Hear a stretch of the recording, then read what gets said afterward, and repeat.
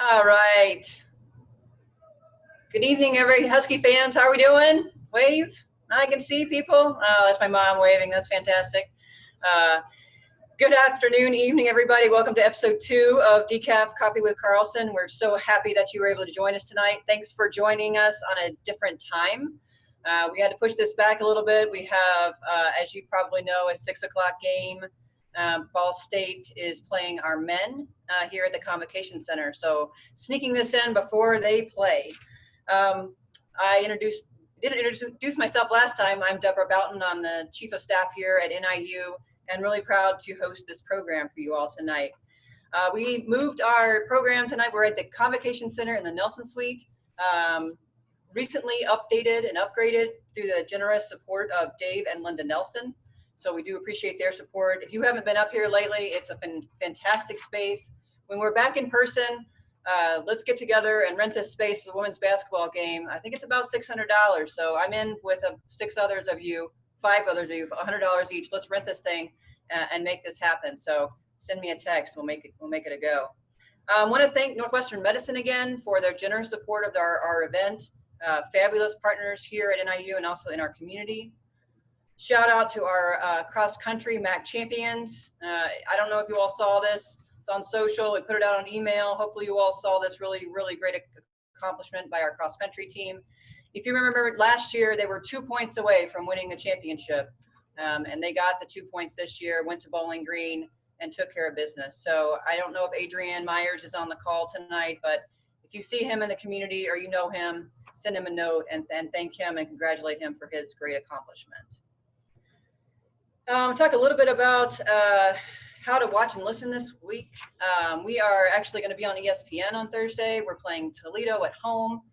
So make sure that you have your ESPN mobile app downloaded on your television. You can also, if you aren't going to be able to get on ESPN, you can listen to it on the radio on WLBK. So again, tons of options, but the best way to connect with us right now is to go through the Husky mobile app. So Quinn, Noel says we can't hear you. Anybody else can't hear me? Okay, I'm keeping going. All right, mom says okay, good. I got her in the front and center. Good stuff. The mobile app, Quinn, can you put in the chat the link to the mobile app for us? So there it is. So you push on that, you go to the article, it says download mobile app here, push it and put your phone number in and they'll send you instructions on how to download that. Super easy. There's also a trivia game every game. I'm 100% so far on all women's basketball games. So again, challenge everybody on the call to take the trivia, try it out, and try to beat me. I'm 100%. So let's see. We also are bringing back Husky Bingo. Quinn moved along there. Go ahead, Quinn. Go to that. Okay, Husky Bingo. We are, for all home games, you can play bingo with us. I've already printed out my card. It was in Coach Carlsen's email today. So make sure you print that out. Follow the Huskies on Thursday. Some of the Husky bingo slots you need to check the stat sheet afterwards, which is usually on our website after the game. So pay attention to that, play bingo with us, and we'll see who can win bingo at the end of the year. Let's go ahead, Quinn, on that Husky Howl thing. The other thing we're doing, which we talked about last time, is the Husky Howl. It's to get a cutout into the arena and sit in the basketball arena with us in a cutout fashion. So December 14th is the deadline to order to get into your seats by January 1st. So the Christmas giving, holiday gifts, just because you like somebody, order it, $60 each. You can be in the Convocation Center with us. There's some of you on the call that are already in here, which is fantastic. December 14th is the deadline. So I think that's next Monday to order to make sure that you're in by the first of the year. So make sure you do that and get in the arena with us. All right, we're gonna do something fun here. All of our technological savvy people that are on the phone on the call here, we're gonna try this chat. Noelle already knows how to do it, so she can figure this out. And I know my mom can, because she got her iPad all locked in. So I want everybody to, in the chat, we're gonna practice. We're gonna practice in the chat. We're gonna send a chat saying the greatest moment from the weekend. Your favorite moment from the 2 games we played this weekend. I'll wait. Type. How do I find the chat? Well, it's at the bottom of your Zoom screen. You press the chat. The final score, Donna Martin, good, wins John Carlsen. That's fantastic. There we go. So you all know how to do this. Yeah, bringing home a trophy. Morgan, thank you. That's good. Yay. Okay. So we're practicing here, winning the tournament, winning. Sandy Kelly says just winning, period. As she and I were texting during the IUPUI game, that was less than winning. All right. The one more pass for three, breaking records. LA Lehman, love you, girl. That's good stuff. Oh, hello, Noelle. This is her daughter. Yeah, Noelle, excited for her new grandbaby. School record for threes, Jane. Yep. Good energy. Agreed. Who are RJR Legacy? Who's that? I don't know who that is.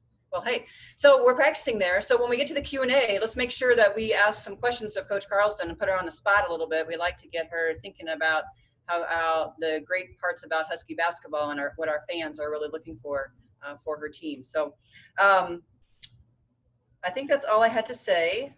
We're going to have a great show tonight. We have a couple tweaks that we're going to do. So far, we've left the videos on, which has been a new improvement. So I do appreciate that. It is like talking to people instead of talking to a square. So Coach, you're going to like that part of it. We're also going to bring up 4 of our student athletes, and they're going to do a Q&A with Coach. And I know every single one of them came in here very, very excited about their content and about being presenting to you all today. So I'm super excited to see them perform here shortly. So at the end, we'll do the Q&A. So there's a couple options. You can either press the button to raise your hand, that might be a lot, or you can type that you have a question and Quinn will unmute you, or you can type your question like you just did. So lots of options. Let's make sure we, again, give Coach Carlsen a run for her money here and give her a bunch of great questions that she can answer for our Husky fans. So without further ado, let's have Coach come up here and tell us the amazing weekend results. Thanks, everybody. Talk to you later.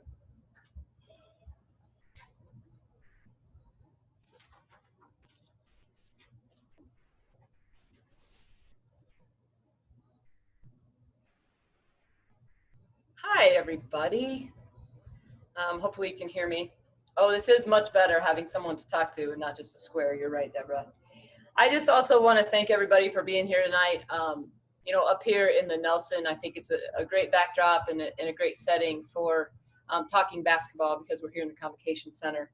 I do want to say a special thank you to any of the head coaches that are on the call. I think I heard Deborah say that John Carlsen was on the call, our men's golf coach, and any of the head coaches that were on. I always think that's special when we have the support of each other in some of the endeavors that we have going on during the season. What's really exciting about tonight is we have some basketball to talk about. You know, since the last time we got together, we've been able to play 3 basketball games, and every time we get an opportunity to step on the court, we feel very privileged and honored to be able to do that because of the way things are. You just don't know how many opportunities you're going to have. But we've had, even though we're not 3-0, I think 3 really good basketball games for a lot of different reasons. You know, we opened up the season on the 25th against IUPUI. We were supposed to play Illinois State. IUPUI had an opening. Illinois State couldn't come. And knowing that they were coming in, we knew that it was going to be an opponent that was really going to challenge us. And they definitely did. You know, it's a team that won the Horizon League last year, both the regular season and the conference tournament. A team that was going to go to the NCAA tournament before the postponement. And a team that returned everybody and is expected to win the Horizon again.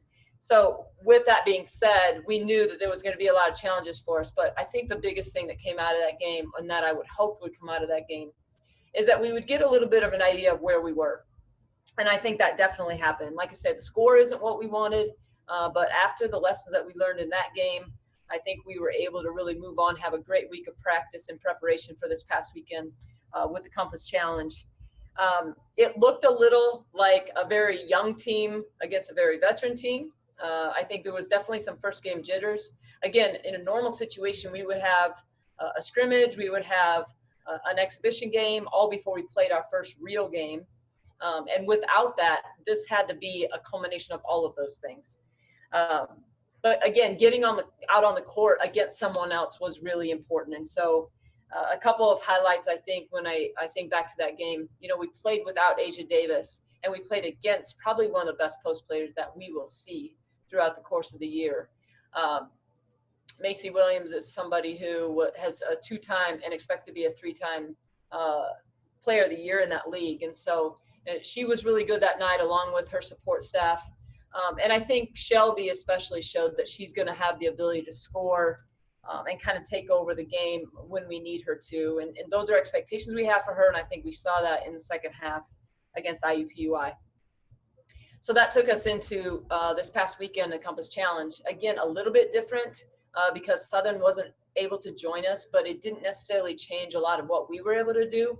So we opened up Friday night against Eastern Illinois. Again, a team that won 19 games last year returned pretty much their whole starting lineup, a team picked in the top half of the OVC. And so we knew on their court, again, it would be a great challenge for us. We were down 15 early. Many of you watched the game, and many of you are like, Coach, you needed to call a timeout, and I probably did and didn't. But when we were down 6 at halftime, we felt pretty good about where we had been and where we were going. And then we came out in the third quarter and had 34 points. And again, that's a huge quarter for us coming out of the locker room, second half. We went 13 for 16 from the 3-point range during that time in the second half. And so just a ton of great things happened. You guys had mentioned in your chat that we had 18 threes, which was in fact a school record. We also had 18 assists on 25 made baskets, which again is a great percentage when it comes to sharing the basketball. We also had 4 players in double figures. That will be something that you'll hear me talk about in any of the media coverage that we have, is that we're going to be our best when we share the basketball, and we have a lot of people contributing. And both games this weekend really showed that. So Grace led us against Eastern with 17. She was also 5 for 5 from 3-point range, which was a career high, as you see on your graphic. Shelby ended up with 16. Janae ended up with 15. And Paulina ended up with 13, and she also had 7 assists, which was a career record for her. Errin led us in rebounding with 7, which is, again, great to see her really aggressive on the glass. So a lot of good things happened in the Easter game. And, again, that's a team that's going to definitely win some games throughout the course of the year and make some noise in the Ohio Valley Conference. So we are excited about that. And then the challenge was to be able to replicate that and come back 24 hours later and play a really good Western Illinois team. Western is picked 3rd in the Summit, and that's a great league, and they have high expectations for their season. A little bit different when you play Western because you're going to play against a lot of zone, and it's a little bit unorthodox. And so I think the things that we are the best at really were on display against Western. I thought, again, we shared the basketball. We shot it well. Again, unfortunately, we were down 10-0 to start the game. Obviously, that's something I got to get figured out because I don't think it's probably really good for us to play from behind the whole time, but we've had some success this weekend doing it. Not that I think it's a good idea. Again, we had 13 threes in that game and 14 assists on 26 made baskets. So a lot of the same things that we were able to do the night before, we were able to replicate against Western. Again, had 4 in double figures. So Shelby led us with 25 and 9, which were both career records, or career highs for her. Again, remember, she's just a sophomore, so we're going to probably see a lot of situations this year where some of our younger players are having career highs because they maybe haven't been here very long. But 25 and 9, that's great numbers for anybody. Janae had 20, another really, really good game. Shot the ball extremely well. Really put a nice weekend together. Paulina had 11, and then Mikayla Brandon had 10, which also was a career high for her. Those 2 wins obviously gave us the Compass Challenge trophy. We will have to get that back from Southern at some point. But again, that's a first for us. This event is pretty special, I think, for a lot of local women's basketball fans, because anytime you can put all the directional schools together and compete for a trophy, I think it makes it kind of fun, and hopefully it's something that we can continue to do. So that wrapped up the 3 games that we had before we open against MAC play against Toledo on Thursday. The other thing that this weekend did for us, it really gave our young ball club a lot of confidence. And, we were shaken up maybe a little bit against IUPUI and came out of there a little bit shell-shocked, but to be able to have the success that we had this weekend and really have our group believe in what we were doing in practice and believing in each other and trying to be the best version of ourselves. I think all of those things were obviously successful. Many of you have been to Coffee with Carlsen before, understand that I generally give you a little bit of the inside scoop when it comes to injury updates. And so I will start with that, and always hoping that that's not very long. But I mentioned that Asia didn't play in our first 3 games. She had suffered an ankle injury in practice or in a scrimmage prior to the IUPUI game. But I'm happy to report that she should be back against Toledo.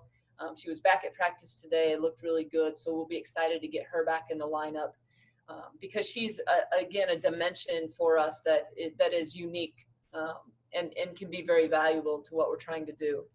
And then the only other injury report I have, unfortunately, Sid McCrae, freshman guard for us, did sustain a knee injury, and she will actually have surgery on Friday for an ACL repair. And then we wish her nothing but the best in her recovery and hope to see her back on the floor next season. She had really gotten off to a great start and definitely somebody we would have seen and been excited about this year, but she'll be fun to watch in the future. So that's what I have as far as an injury update.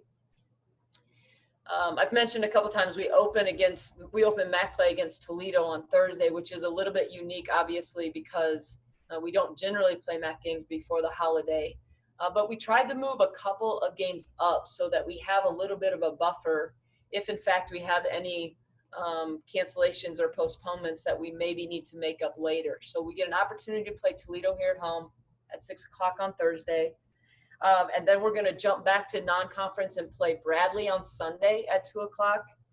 Then we'll jump back into MAC play the following Wednesday and play Ohio, and then finish out before the holiday at Michigan State on December 20th before we take a short break for Christmas and then come back and really get back into what the MAC has to offer. So graphic in front of you has what our game schedule looks like, especially into early January. And again, it's a little bit unique because we go into MAC play and then a couple non-conference games, and we get a little taste of everything. So we're obviously excited about that. I also mentioned the last time we got together that it was the week that we had early signing for some of our incoming recruits. And now, since that's a signed, sealed, and delivered situation, I could talk a little bit about the 2 young ladies that we did sign.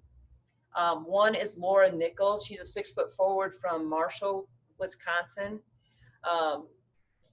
They have won their conference each of the last 3 years, and they've actually won the Wisconsin Division III state title in 2018 and 2019. So Laura's coming from a program where they know nothing but success.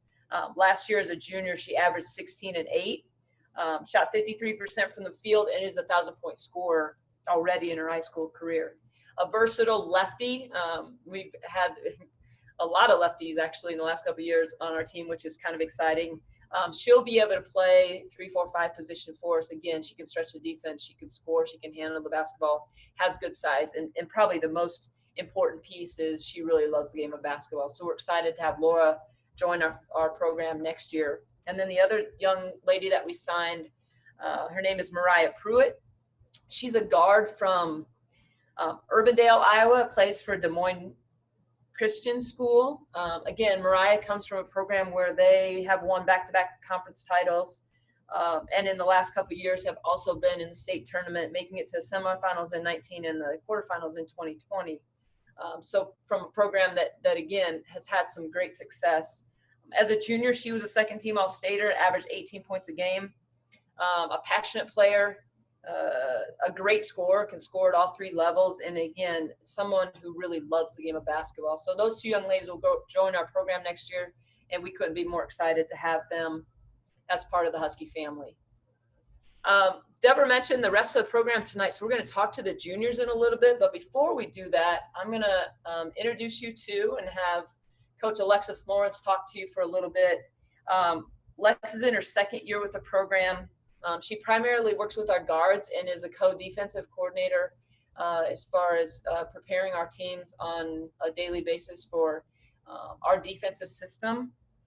And she's really taken on and done a phenomenal job with our social justice education, primarily in the last 3 to 4 months. You know, she's going to talk to us a little bit about what we've done and what that all looks like going forward.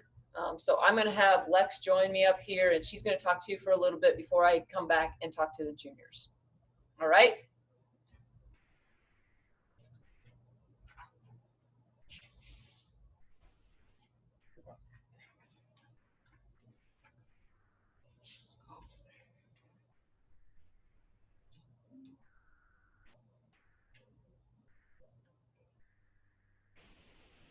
When do I need to unmute myself? Do I need to unmute myself? Oh, am I good to go? Okay. Hi, everyone. Like Coach Carlsen said, my name is Alexis Lawrence, and this is my second year as assistant coach. Today, I'm going to be speaking on some of the social justice initiatives we've implemented within the team. First, I want to thank Coach Carlsen for making this an opportunity for me to talk to you guys. This has been on our team's agenda, and I think it's really important, and it's a credit to her and her leadership as she's willing to pioneer something like this, and our girls realize that the racial injustice we face in this country. Secondly, I want to thank Sean Fraser, Deborah, and Courtney Vincent, as they've also been advocates in allowing our student athletes to be heard all across athletics. We've had a series of speakers come in and have conversations with our team. One in particular, Monique Bernuti. She's the Assistant Vice President of Academic Diversity, Equity, and Inclusion. She's been a huge part in our first couple sessions that we've had where we kicked off our education sessions. We started the series at the end of July, and we finished up about 2 weeks ago, covering 19 weeks. Some of these topics included the history of systemic racism and how it still affects our country today, the history of slavery, redlining, implicit bias, Jim Crow laws, and white privilege. We are also fortunate to have a variety of speakers within the NIU community come in and engage with our team, one being the NIU police regarding the police brutality and the current state of our country. Another was an NIU soccer alum and domestic abuse survivor, Deanna Hines, regarding toxic and healthy relationships, knowing when to set boundaries and how others can be there to help. We had the director of the Gender and Sexuality Resource Center, Molly Holmes, and she talked about LGBTQ+ community, the importance of those fighting for equal rights, and the importance of proper pronouns and how to be an ally. We also had the Assistant Director of Programming from the Center of Black Studies, Christopher Mitchell, and he spoke about how marginalized groups are still affected today because of systemic oppression. We also had the Associate Professor from the Sociology Department, Dr. Simon Alonso, and accompanied by him, 2 colleagues from the Center of Latino Studies, and they talked about anti-Blackness in the Latino community. Lastly, our very own Allie Lehman, United States veteran, spoke from her time there and serving and was able to give some insight on the national anthem. We watched various anti-racism documentaries, educational videos, and read articles engaged in this discussion. One of the documentaries we watched was the movie 13th. It focused on the 13th Amendment and how it related to prisoners being modern-day slaves. We worked through a packet as we watched the movie, engaged our feelings and emotions. It's very helpful to see what kind of understanding we might get, as the media can skew and influence the way you think. The documentary gave us facts, testimonies, and experiences from activists faced from the civil rights era. We were also able to watch YouTube videos like The Uncomfortable Conversations with a Black Man by Emmanuel Acho, attended webinar sessions put on by our Academic Diversity, Equity, and Inclusion office about the power of your vote, making informed decisions, and actively engaging in understanding your racial identity as it relates to others. As a staff, we were also able to provide resources like books, podcasts, videos, and articles, and other movies that they could watch. We were able to partner with Adidas and develop 2 game day shirts with different messages on them, one being the Women for Change, and the other having a personal slogan to bring awareness to social injustice. I know that you've seen some of our Women for Change shirts. This started with our first education session. I thought it was a good way to highlight some of the women who are actively trying to make effective change. I thought it was also a good idea to carry it throughout the season. So each woman from our team picked someone that they thought was making effective change. And I'm sure that you guys have seen that on our Women for Change Wednesdays on our social media platforms. So that's been great. Also, a huge shout out to Quinn for designing our shirts, our Women for Change shirts. We love them. I thought they were awesome. Outside of the sessions, we've been standing with the athletic community. We went and supported the women's soccer team as they did a peaceful protest in place of practice to stand in solidarity with our Black community and the NIU Center for Black Studies after a hate crime on campus. We also have had 2 players, Paulina Castro and Janae Poisson, who presented about the importance of your vote and police brutality at the student athlete-led diversity and inclusion rally, where they did a fantastic job. Some of the other things that we've been talking about is voting. We learned more about women's suffrage and the Voting Rights Act of 1965. We were able to take an Alabama literacy test that was used to discourage Black people from voting. We had a session dedicated to voting and learning about the candidates you could vote for, checking your voter registration, and other issues. I'm proud to say that we had 100% participation in registering to vote, and we all voted. In the coming weeks, we're going to wrap up with a series with prison reform and activism in sports. As our team continues to be leaders on the campus and Women for Change, we found 4 initiatives that they would like to carry out through the rest of the school year. I just want to say that I'm proud of our team, and they've been able to have these uncomfortable conversations with one another. We're a family, and that's been the most comforting part about all of this. We know we have each other's back on and off the floor, and I'm just proud that I could be a part of all of it with them and hopefully shine some light on some things. So that's all I have to say. Thank you.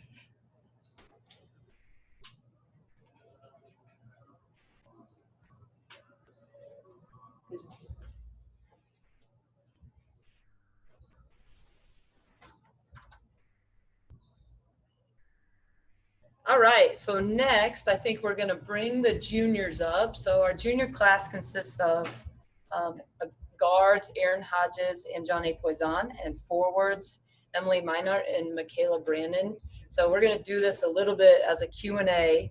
All 4 of these young ladies, I suppose I put my mask on, really play vital roles in us as far as our rotation this year basketball-wise. So I'm just gonna ask them all a couple questions and let them talk to you about what their response will be. So give us a second and we'll move the chairs up. All right, come on. Okay, you're gonna have to.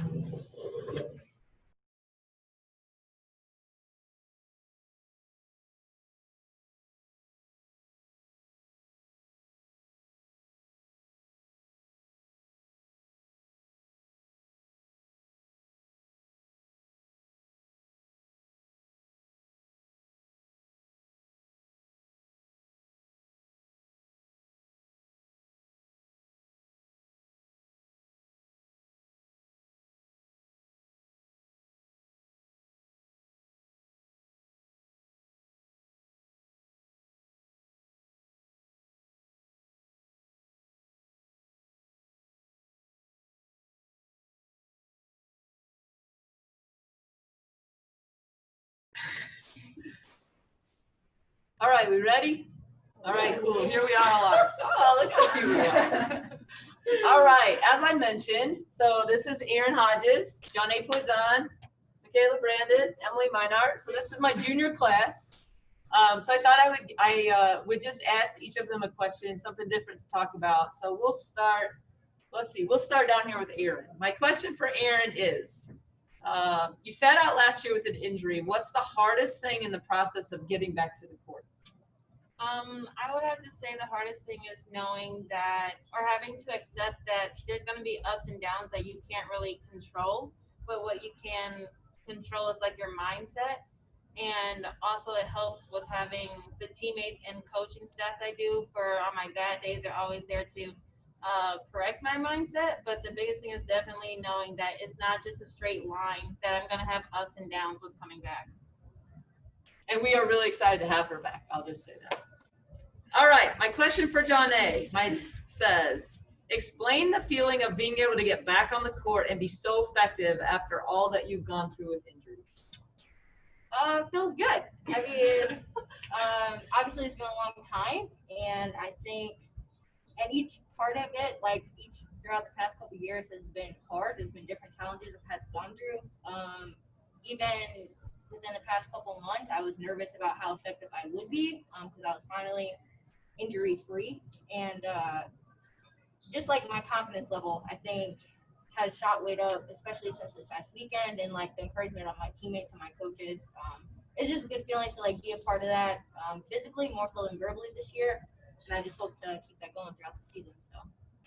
And we're really proud of her and proud to have her back. You know, we never want to just concentrate on injury talk all the time, but these guys have all gone through their share of adversity, and especially these two young ladies that you just listened to. You know, a knee injury is never something that a basketball player wants to go through. And so the fight to get back to the court sometimes is a struggle, and both of them have really accepted that challenge and have put themselves in position to continue to have great careers.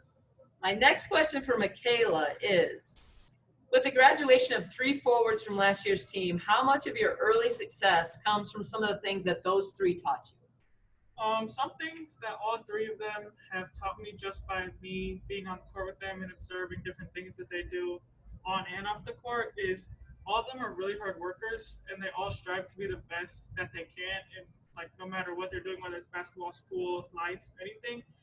And one thing with the 3 of them, they've all been through significant injuries and like big injuries, like surgical injuries. And somebody who has been through injuries myself, it is very motivating to see that they all still lived a successful athletic career. And specifically from each one, something that Nini taught me was to always be ready and to always take the opportunity when it's there. Last season, she went from not really playing many minutes to having a significant role and starting for the second half of the season. With Abby, she taught me to always have fun and to just live in the moment and make the most out of everything. And Allie, I kind of learned the most from her because I lived with her, and so I was with her 24/7. And with her, the biggest thing was she taught me to take care of my body and injury prevention and to be proactive instead of reactive, and just take care of myself as much as I can outside of basketball and training. All right, cool. I think a lot of times when I talk about last year's class, you know, those 5 seniors really laid the foundation for a lot of things that this program is built on. And so when I asked Mikayla that, she had an opportunity not just to learn from those 3 players that she talked about because they played the same position, but like she mentioned, Allie was also a roommate of hers. So those lessons are something that I can see in Mikayla on the daily. So that's exciting. All right, first year in the program, what do you think makes this team unique? I think our team is so unique because we have so many different pieces to the puzzle. It will be extremely hard to scout us. We're all very selfless too. Like you saw this past weekend, everyone shared the ball really well. And we also support one another. Our bench goes crazy for each other, which is something I definitely take pride in. Our team is also unique because everyone on the team is bought in 100%, no matter what that is, on or off the court. And we also have great chemistry. Everyone gets along really well. We support one another. And it's also kind of hard to have great chemistry with a bunch of new players, but that hasn't been a problem for us, so that's good. All right, cool. All right, you've heard a little bit from this group. Like I said, they are a huge part of what we're trying to do here. They've already shown that they're a huge part of what we're trying to do. So I'm excited that we're going to have them around for a couple of years as I see all of them, or more, as I see all of them, their games continue to elevate. And they're definitely high character individuals. So we want people like them in our program. So you heard from our junior class. I think we will now turn it over for questions. So I'm going to let them get off stage. Ooh.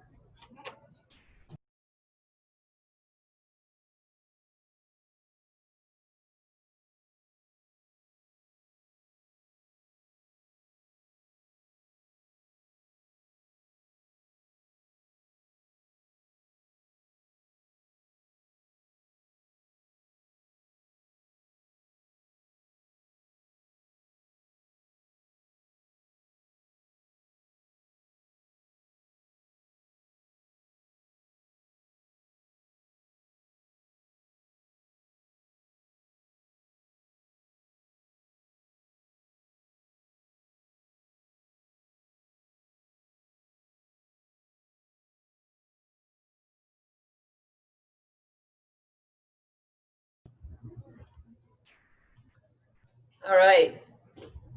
Hopefully you guys can hear me. So, Quinn, I'll let you lead the questions or what I need to answer or what they're throwing at me. Yep. The first question we have from Mike is, will all home games be on ESPN Plus? Yeah, all of our games going forward ideally are on the ESPN platform, either Plus or 3. And Deborah talked about the app, and I would encourage all of you to download that because that should have the most up-to-date information as far as game times, video platform, and audio platform. So if things change, that will be a good resource. I'll also continue to try and get an email out to everyone a couple days in advance of each of our games with that information on it. And then obviously on social media the same way. Quinn will try and have a graphic that has all of that information so that prior to 24 to 48 hours before each game, we can get you the most up-to-date information. The next question we have was, how was the first travel weekend under COVID protocol? Oh, that's a great one. I should make you answer this, Quinn. So Quinn is meticulous from an organizational standpoint. And so I never worry too much about our travel situation, but I would say she probably worries about it way more than I do. It was unique in a couple ways. We traveled by bus and we have specific seating on the bus strategic to players that are maybe roommates or spend more time together and those kind of things. We also wear a mask on the bus the whole time, so we're not really eating and drinking things on the bus where normally we would kind of graze and have water and stuff whenever. If you've seen the game, so we've had the benches at each game are different this year because they're spaced out a little bit, so that's always unique. Especially for me when I turn around and I feel like not everybody is right there, but that'll take a little getting used to, but that's not been so bad. And then we also, because we're not eating on the bus, I think that the most unique thing is that all of our food is really ordered and individually packaged. So we don't have that sit down, eat together for pregame or postgame like we normally would. Even though we may be sitting in some proximity of each other, it's still prepackaged and individually packaged. So that's a little unique. I'm sure the COVID regulations that continue to stay in place will continue to be different all the time depending on where we go. I mean, the way we do things here, the way they do things in Michigan, the way they do things in Ohio, all of those protocols can be a little bit different. So, I think for the most part, our team is getting used to some of those things. They're getting tested every other day pretty much. And so it just becomes part of the routine. Hopefully it's not forever, obviously, but being comfortable in your mask, being comfortable testing, and being comfortable always thinking about social distancing and some of the cleanliness things that we do. Fortunately or unfortunately, that's become pretty habitual and something that these guys have been doing for quite some time. Next, how has the team adjusted to not having fans in the arena? That's another thing that, it's going to take some getting used to. I mean, when we first stepped on the court against IUPUI and there was nobody in the fans, we have some noise. We have some piped in crowd noise. Obviously, the benches are still loud. But at the end of the day, when you look in the stands and there's nobody there, it is odd, except for our cutouts, which is awesome. But once the game starts, I think some of that anxiety or awkwardness, I guess, kind of goes away. But it's still weird when you warm up and things like that, when you are used to seeing people file in for games and not having that. And obviously we miss that and can't wait for when that will change and people can see us live. Next, Kurt's wondering if you could talk about Riley's defense when confronting a 4-guard team. Yeah, I think one of the unique things about this squad and our versatility is that we feel like we have a lot of players who can guard basically 1 through 5 on the floor. And so you'll see us defensively doing a lot of switching. So when you mentioned Riley, she's that forward position. Same thing with Mikayla, same thing with Emily, especially. those guys are all versatile enough to guard a guard. And so they'll be challenged to do that in some of the defensive schemes that we have because we will be switching a lot. Riley's a really smart player, and so we know that she's going to study and do her homework and understand personnel and game prep and all of those things. And she's athletic enough to be able to do what we need her to do on the defensive end in guarding multiple positions. Next, how will Eastern and Western prepare us for the MAC? Well, the thing about both of those teams, and I guess especially Eastern, is they were a pretty seasoned veteran team that had a lot of success last year. And so we were able to handle that as a young ball club, which I think was the biggest growth that I saw between the IUPUI game and the Eastern game. They also have a couple of dynamic players that we really had to key in on. Carly Pace for Eastern is a first-team All-League kid for them. And so from a preparation standpoint, it's good to kind of get in the habit of understanding what we're trying to take away from their prominent players. The one thing that's a little unique to them that we won't see a ton of is they played a lot of zone. And to be honest, I don't expect teams to play us a ton of zone, and not a lot of teams in the MAC play a lot of zone.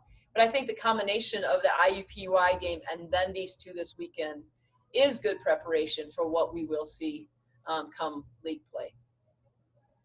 Mike had commented that Emily has handled playing physical in the post really well.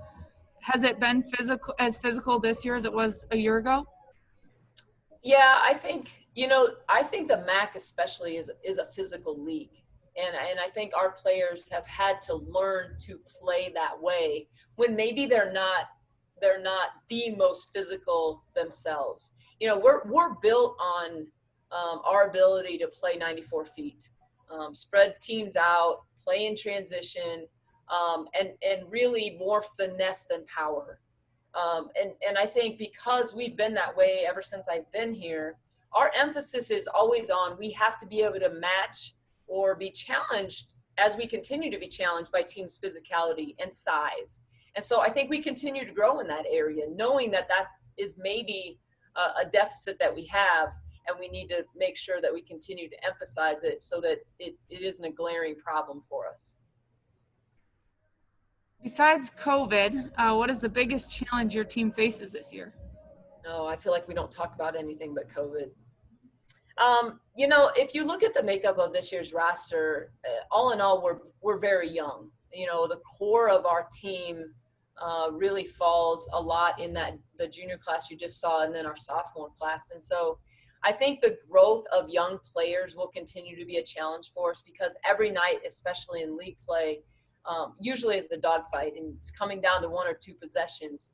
And when you look at last year's squad, let's say, and you have 5 seniors who have been through it all multiple times, it just feels a little bit different. Now, I think we can handle that. I think we're talented enough. I think we're poised enough. I think our IQ is good enough to be able to handle that. But the reality is just the number of times they've been in that situation at the collegiate level is minimal. So I think we'll definitely see growth in some of those areas. And we saw that this weekend. We had great early second halves and then had to be challenged in some ways to handle the basketball and handle playing with the lead. And I think for the most part, we did a pretty good job of that. But those are key moments for us in our development, starting league play, being able to handle keeping and maintaining leads. Michael had said that the first couple of years you used a very fast break offense. Why have you slowed down the pace in the last couple of years?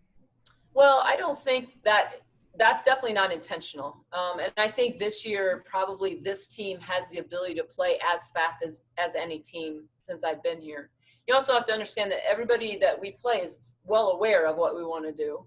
And they're going to be definitely strategic in going about trying to slow us down. So we're not going to slow down on our own. Good teams are going to take us out of our transition some. And so we have to be just as effective in the half court. And I think we saw all of that again this weekend. And we'll continue to see that.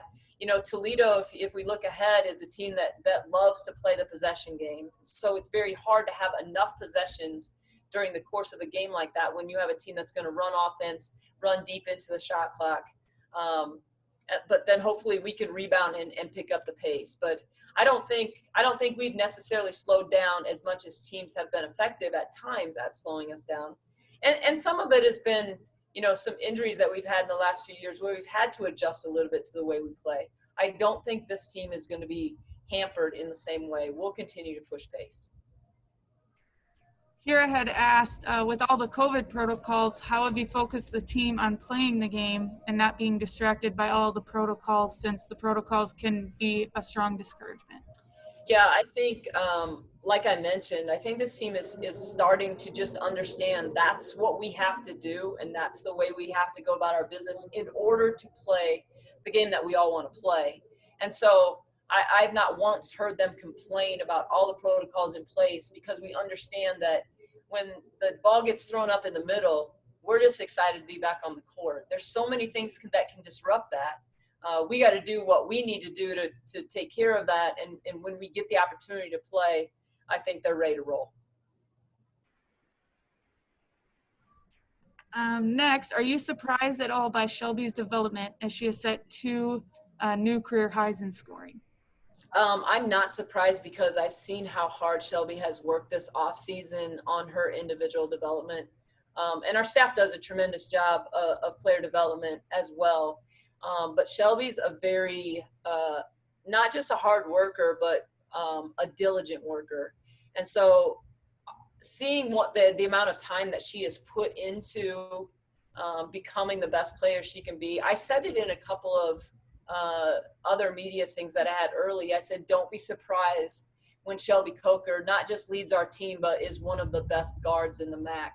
And for sure in the first 3 games, she's lived up to that expectation. So am I surprised? No, but I think people will be surprised if they don't understand the amount of work that she's put in the last, in the off season. Next, Paulina Castro has scored in double figures the last 2 games. Is this the player you had expected her to become? Yeah, for sure. And again, every time Paulina's on the court for an extended period of time, it kind of puts a smile on my face. Somebody who for sure has been through everything when it comes to injuries and illness. And to see her be able to do what not only she expected to do, but we expected her to do, is really rewarding on a lot of different levels. She, even though she's not necessarily played significant minutes for us, at times during her development, she's really become a well-rounded, high IQ player. And so now she fills the role as a little bit of an upperclassman calming effect for some of our younger players, which, again, is great to see. And we're excited that she's feeling great and able to do that on the court. Donna is wondering how you'll be celebrating your birthday on Friday. Oh, yeah, that is coming up, isn't it? I hope I am celebrating this on Friday. That means Thursday night we will have played, and hopefully we'll have beaten Toledo. So I'm sure we'll be at practice, which will be great, but hopefully I'll be a happy 50-something-year-old on Friday after a Big Mac win on Thursday. Speaking of Toledo, how good is Toledo? Toledo is Toledo. Toledo is one of those perennial powers in the MAC when it comes to, Trish has been there for a very long time. They've had a lot of success. And so they're going to be a challenge every year. I will tell you that Toledo is very young, though. They have, again, a lot like us. They're really built on their sophomore class. And so it'll be a great challenge for us, but it'll be fun because there's a lot of similarities in our program right now. That's it. All right, then I get to bring Deborah back up for a wrap-up. I just want to thank you guys for being with us again tonight. And again, if there's anything that I can do or you have other questions or anything, please don't hesitate to shoot me an email. And ideally, we see you guys back in the stands real soon. Have a great night.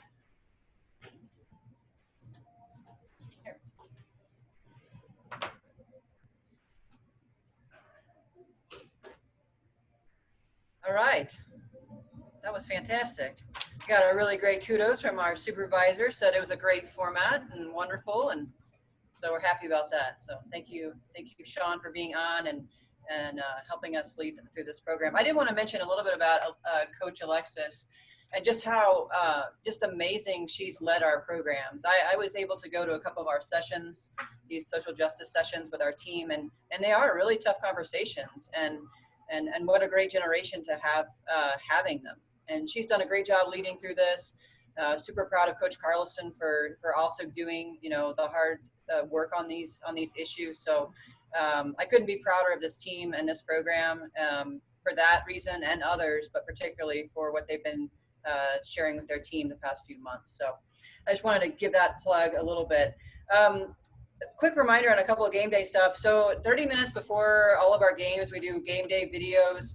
I got to do one last week in the basement of the arena, which was super cool. Coach and I got to talk a little bit about basketball. I'm not going to do those anymore. Someone else is going to do them for us. But I did really enjoy doing that. So take a look on our social media 30 minutes prior to each game. So January 12th is our next Decaf Coffee with Carlsen. We'll have the sophomores on, that really keen class of sophomores that Coach keeps talking about. Also, Coach Jane Stewart will be on to tell us about something really intriguing, which I don't know, but I'm sure it's going to be awesome. So there's 7 games between here now and the 12th, which is our next Coffee with Carlsen. So I believe that'll be 8-1, right? 8-1, Coach. Is that what we said? 7 games, 9-1. 9-1. Okay, that's a really great record. I can't wait for Coach to share that with you. Also, what's going to happen between now and the next time we meet? We have holidays. We have the New Year, and of course, Donna Martin mentioned Coach's birthday on the 11th. So, all those fabulous events to celebrate. Please celebrate each other this season. If you can see each other, great. Otherwise, I'm sure there'll be a bunch of Zooms going on the next few weeks. So. Again, what Coach said about if there's anything you need, want, don't know, need more information on, we want to make sure that you understand everything we've got going on to keep you engaged with our program. So thank you so much for joining us tonight, and we'll see you in a month. Go Huskies.